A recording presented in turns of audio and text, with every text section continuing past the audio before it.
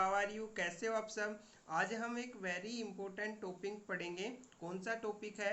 Electron gain enthalpy. क्या पढ़ेंगे? Electron gain enthalpy. मतलब इलेक्ट्रॉन गेन एंथैल्पी होती क्या है, इसको आज हम डिटेल से देखेंगे। तो मेरा नाम है राहुल शर्मा। तो चलो आज टॉपिक स्टार्ट करते हैं। तो इसमें लिखा क्या है मैंने वो बोल रहा हूँ पहले, फिर मैं उसको डायग्राम के अकॉर्डिंग समझाऊंगा, ठीक है। तो पहले जो लिखा है मैंने उसको डीपली पढ़ लें एक बार। तो क्या है? It is also known now has electron affinity. It is the total enthalpy release when an electron is added to an isolated gaseous atom in its outermost cell। Means क्या हुआ कि कोई भी गैसेज एटम लिया, उसके अंदर हम क्या कर रहे हैं, इलेक्ट्रॉन को क्या कर रहे हैं, इज ऐड, मतलब इलेक्ट्रॉन इज ऐड, मतलब उसके अंदर इलेक्ट्रॉन को हम क्या कर रहे हैं, ऐड कर रहे हैं, ठीक है। इलेक्ट्रॉन ऐड कर रहे हैं, उस कंडीशंस के अंदर एंथैल्पी क्या हो रही है, रिलीज हो रही है। अब आपके दिमाग में ये हो रहा होगा कि सर ये एंथैल्पी क्या होती है ना, एंथैल्पी रिलीज मतलब दोस्तों एंथैल्पी का मीन्स क्या होता है, एनर्जी। क्या होता है? एनर्जी। मीन्स क्या हुआ, कोई भी इलेक्ट्रॉन को हम किसी भी एटम के अंदर ऐड करवाते हैं, जोड़ते हैं, एडिशन करवाते हैं, तो जब वो इलेक्ट्रॉन ऐड होगा तो उस कंडीशंस के अंदर एनर्जी क्या होती है, रिलीज होती है। क्या होती है? एनर्जी रिलीज होती है। और जो एनर्जी रिलीज होगी उसे हम क्या बोल रहे हैं, एंथैल्पी। क्या बोलते हैं? एंथैल्पी।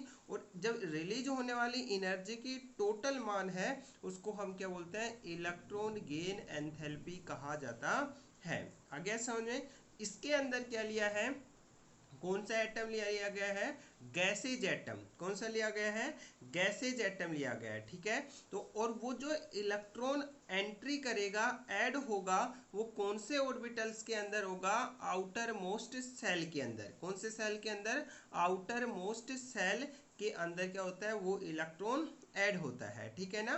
तो इसके अंदर जब एनर्जी रिलीज होती है उस एनर्जी को इलेक्ट्रॉन गेन एंथैल्पी कहा जाता है। इतनी बात क्लियर है।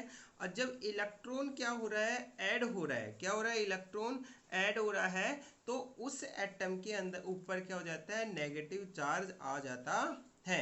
और ये सब जानते हैं जो एटम इलेक्ट्रॉन को क्या करता है, एक्सेप्ट करता है ना, उसके ऊपर क्या आता है, नेगेटिव चार्ज। और जो इलेक्ट्रॉन डोनेट करता है तो उसके ऊपर क्या जाता है, पॉजिटिव चार्ज आता है, ठीक है। इतनी बात समझ आ गई। अच्छा, अब आगे देखो इसको।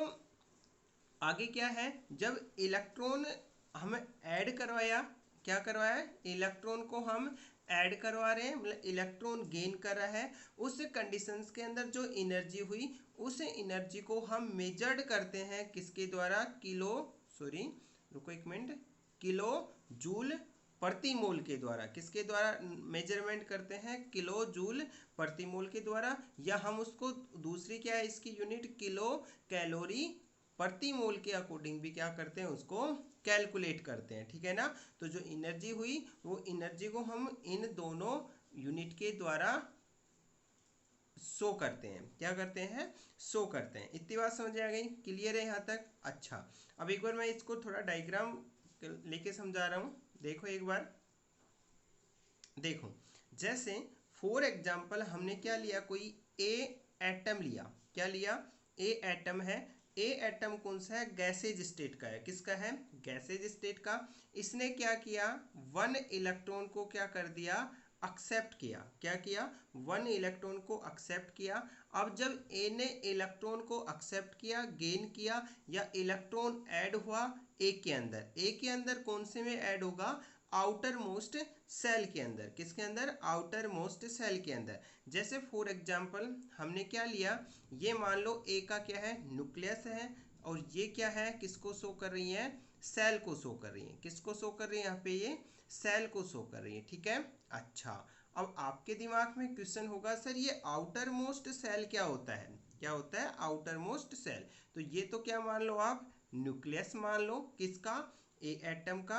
जब ये ए एटम का आप न्यूक्लियस मानोगे तो अब यहाँ जो न्यूक्लियस है और इससे जो बाहर वाला जो आउटर सेल है, क्या, जो बाहर वाला जो सेल है उसको हम क्या कर रहे हैं, क्या बोलते हैं, आउटर सेल बोलते हैं। क्या बोलते हैं दोस्तों, आउटर सेल।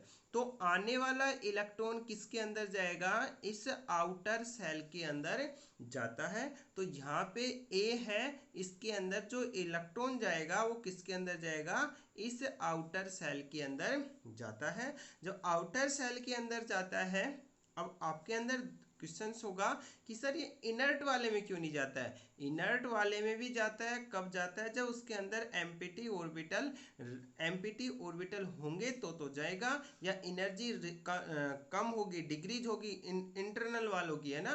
तो इलेक्ट्रॉन अंदर इनर्ट वाले में भी जा सकता है, ठीक है ना। अच्छा, अब यहाँ से क्या किया, इसने एक इलेक्ट्रॉन एक्सेप्ट कर लिया, और एक इलेक्ट्रॉन एक्सेप्ट करते ही ये क्या हो जाता है, एनायन हो जाता है, नेगेटिव चार्ज आता है। क्यों, पहले जो ए एटम था वो कैसा था, न्यूट्रल था। कैसा था, न्यूट्रल, मींस उसके ऊपर ना पॉजिटिव चार्ज था और ना नेगेटिव चार्ज। तो जब ए ने इलेक्ट्रॉन क्या किया, एक्सेप्ट किया, इलेक्ट्रॉन कहाँ पे गया, आउटर मोस्ट सेल में। तो यहाँ पे क्या आ गया, ए के ऊपर नेगेटिव चार्ज आ जाता है, और साथ में क्या होती है, एनर्जी क्या होती है, रिलीज होती है। क्या होती है, एनर्जी रिलीज होगी जब ये इलेक्ट्रॉन इसके अंदर ऐड होगा। इस एनर्जी को ही क्या बोलते हैं, आयन गेन एंथैल्पी कहा जाता है। एक मिनट रुको, इसे क्या बोलते हैं, इलेक्ट्रॉन गेन एंथैल्पी कहा जाता है। क्या कहा जाता है, इलेक्ट्रॉन गेन एंथैल्पी कहा जाता है। इतनी बात समझ में आ गई। तो अब जो यही बात समझा रहा था, कोई भी न्यूट्रल एटम है उसके अंदर एक इलेक्ट्रॉन को ऐड करने पर जितनी एनर्जी रिलीज होती है, उस एनर्जी को हम क्या बोलते हैं, एंथैल्पी बोलते हैं। जो एनर्जी रिलीज हुई, उस रिलीज एनर्जी को ही क्या बोला जाता है, इलेक्ट्रॉन गेन एंथैल्पी कहा जाता है। उसको मेजर किसके द्वारा, उसके यूनिट क्या होते हैं, किलो जूल मोल इनवर्स होती है, या किलो कैलोरी मोल्स होती है। आगे बात इतनी समझें, क्लियर है यहाँ तक। अच्छा देखो आगे मैंने क्या लिखा है, न्यूट्रल एटम है। मैंने ए का एग्जांपल है कि अभी न्यूट्रल एटम बताया था, उसने इलेक्ट्रॉन क्या किया, एक्सेप्ट किया, क्या बनाया, एनायन बनाया। और डेल्टा EgH का मतलब यहाँ पे क्या है, एनर्जी है, और जिस एनर्जी को हम कैसे शो करते हैं, डेल्टा EgH मतलब एंथैल्पी के द्वारा शो करते हैं। तो इसे यहाँ पे क्या हो रहा है, एनर्जी रिलीज हो रही है, ये एनर्जी का मान ही क्या कहलाता है, इलेक्ट्रॉन गेन एंथैल्पी कहा जाता है। इतनी बात समझ में आ गई। अच्छा, अब इलेक्ट्रॉन गेन एंथैल्पी का मान भी क्या होता है, अलग अलग होता है। क्या होता है, अलग अलग होता है। मतलब मीन्स क्या हुआ, पीरियोडिक टेबल के अंदर लेफ्ट टू राइट जाए, राइट, या फिर ग्रुप के अंदर डाउन की तरह जाए, और ठीक है ना। तो उसके अकॉर्डिंग क्या होती है, एनर्जी का मान है या इलेक्ट्रॉन गेन एंथैल्पी का मान डिक्रीज या इंक्रीज होता है। तो देखो एक बार इसको,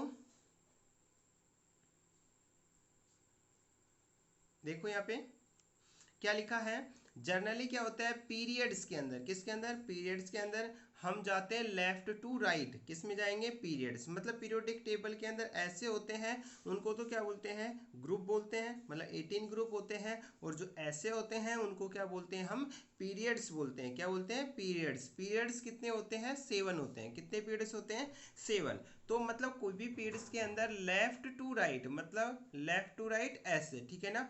जब लेफ्ट टू राइट जाएंगे तो उस कंडीशंस के अंदर इलेक्ट्रॉन गेन एंथैल्पी का मान क्या हो जाता है, इंक्रीज हो जाता है। क्या हो जाता है, इलेक्ट्रॉन गेन एंथैल्पी का मान क्या होगा, इंक्रीज होगा। क्यों होगा, इसका डिटेल से मैं बता रहा हूं। जैसे फॉर एग्जांपल हम इधर से इधर गए, किसके अंदर, पीरियड के अंदर। पीरियड के अंदर हम इधर से इधर जाएंगे, तो जब इधर से इधर जाते हैं तो एटॉमिक नंबर भी क्या हो जाता है, इंक्रीज होता है। क्या होता है, एटॉमिक जो नंबर है वो क्या हो जाता है, इंक्रीज होगा। और एटॉमिक नंबर इंक्रीज होगा तो न्यूट्रॉन प्रोटॉनों की संख्या भी क्या हो जाएगी, न्यूट्रॉन प्रोटॉनों के नंबर भी क्या होंगे, इंक्रीज होंगे। और न्यूट्रॉन और प्रोटॉनों के नंबर इंक्रीज होते हैं उस कंडीशंस के अंदर जो हमारे पास इफेक्टिव न्यूक्लियर चार्ज है ना, उसका मान क्या हो जाता है, इंक्रीज हो जाता है। क्या हो जाता है, इंक्रीज होगा। जो इफेक्टिव न्यूक्लियर चार्ज का मान इंक्रीज होता है तो उस कंडीशंस के अंदर जो किसी भी एटम है उसका साइज क्या हो जाता है, डिक्रीज हो जाता है। क्या हो जाता है, डिक्रीज हो जाता है। जब साइज डिक्रीज होगा, तो जब साइज क्या है हमारे पास कम है, डिक्रीज है, तो उस कंडीशंस के अंदर जो आउटर सेल है, ये क्या है, मान लो आउटर सेल है, तो आउटर सेल के ऊपर ये न्यूक्लियस है, इसका जो इफेक्टिव न्यूक्लियर चार्ज है वो बहुत ही क्या होता है, हाई होता है। तो इसके अंदर आसानी से इलेक्ट्रॉन एंट्री नहीं कर सकता। इसके अंदर इलेक्ट्रॉन जब एंट्री करेगा तो एनर्जी क्या होगी, ज़्यादा रिलीज होगी, और ज़्यादा एनर्जी रिलीज होगी तो इलेक्ट्रॉन गेन एंथैल्पी का मान भी क्या हो जाएगा, इंक्रीज हो जाएगा। तो याद रखना पीरियोडिक टेबल में लेफ्ट टू राइट जाएंगे तो इलेक्ट्रॉन गेन एंथैल्पी का मान क्या होता है, इंक्रीज होता है। बट यहाँ पे यदि हम किसके अंदर जाएं, ग्रुप के अंदर, किसके अंदर जाएं, ग्रुप में, मतलब टॉप टू डाउन, कैसे जाएं, टॉप टू डाउन। जब टॉप टू डाउन जाएंगे तो यहाँ पे क्या होगा, टॉप टू डाउन जाने से सेल्स हैं, जो सेल हैं वो क्या हो जाएंगे, उसके मान इंक्रीज होंगे। और जब यहाँ पे जैसे फॉर एग्जांपल ये क्या है, कोई एटम है, ठीक है। अब जब टॉप टू डाउन जाएंगे तो ये जो सेल है, जो ये सेल है, इसके मान क्या हो जाते हैं, इंक्रीज हो जाएंगे। तो इंक्रीज होंगे तो साइज क्या हो जाएगा, एटम का इंक्रीज हो जाएगा। साइज का एटम का इंक्रीज हुआ तो इफेक्टिव न्यूक्लियर चार्ज है, ये आउटर सेल है, ये वाला क्या है, आउटर सेल है, इसके अंदर जो इलेक्ट्रॉन है इस पर इफेक्टिव न्यूक्लियर चार्ज क्या होगा, डिक्रीज होता है, क्या होता है, डिक्रीज होता है, ठीक है ना। और जब electron effective nuclear charge decrease होगा तो इलेक्ट्रॉन इसके अंदर क्या हो जाएगा, आसानी से एंट्री कर जाएगा, एनर्जी क्या होगी, कम रिलीज होगी। जब एनर्जी कम रिलीज हो रही तो आयनाइजेशन गैन, जो एनर्जी कम रिलीज हो रही है तो इलेक्ट्रॉन गेन एंथैल्पी का मान क्या हो जाता है, डिक्रीज हो जाता है, ठीक है ना। तो याद रखना जब किसी भी ग्रुप के अंदर टॉप टू डाउन जाते हैं तो जो टॉप टू डाउन जाएंगे तो इलेक्ट्रॉन गेन एंथैल्पी का मान क्या होता है, डिक्रीज होता है। पीरियड के अंदर लेफ्ट टू राइट जाएंगे तो इलेक्ट्रॉन गेन एंथैल्पी का मान क्या हो जाता है, इंक्रीज हो जाता है, ठीक है। तो ये था आज इलेक्ट्रॉन गेन एंथैल्पी, ये आपको ने डिटेल से पढ़ा है। यदि फिर भी समझ में नहीं आया है तो मुझे कमेंट में बताएं, मैं पूरी कोशिश करूंगा दोबारा समझा दूंगा। यदि आपको कोई केमिस्ट्री में कोई टॉपिक समझ में नहीं आ रहा तो मुझे कमेंट में जरूर बताएं। तो आज के लिए इतना ही था। जय हिंद, वंदे मातरम। परंतु ये वीडियो अपने दोस्तों को शेयर जरूर करें, ठीक है। So thanks.